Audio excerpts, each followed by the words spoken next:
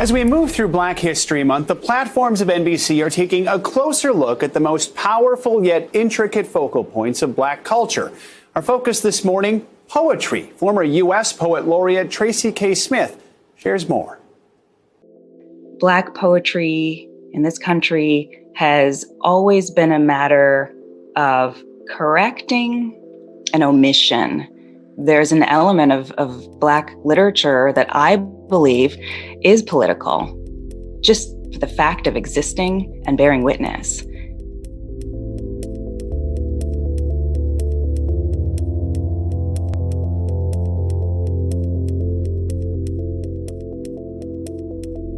The last 6 years in this country politically have really made me aware that the history that used to feel ancient, at least comfortably remote from us, was beginning to feel so near.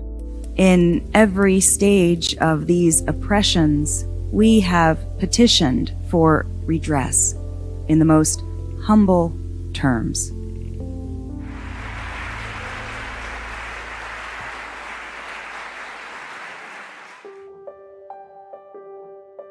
I think that Amanda Gorman's poem at the inauguration was speaking to our sense of conscience, speaking to our understanding of history and American mythology, and also saying, but there's a future out there and we still have some distance to go. What does that feel like? When day comes, we step out of the shade, aflame and unafraid. The new dawn blooms as we free it.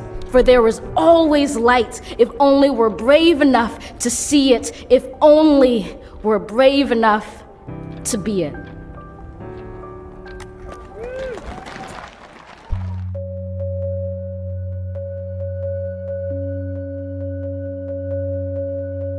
As I get older and as I, continue to live in a world that continues to be racked with so many questions and problems and, failings that have to do with race as this American conundrum, the more I live in that, the more these questions become central to my poetry. Our bodies run with ink-dark blood. Blood pools in the pavement's seams. Is it strange to say love is a language few practice, but all or near all speak? And during the summer of 2020, when I wrote a lot of new poems, I find myself talking very consciously and intentionally to the community of Blackness to which I belong.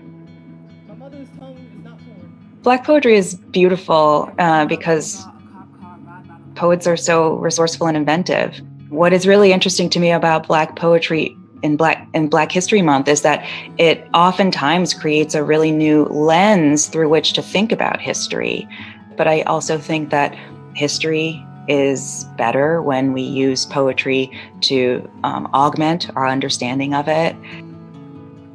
I think truth-telling is a form of activism and resistance, and poems are good at telling the truth.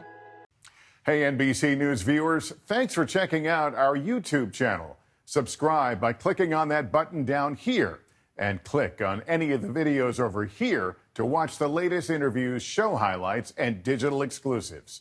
Thanks for watching.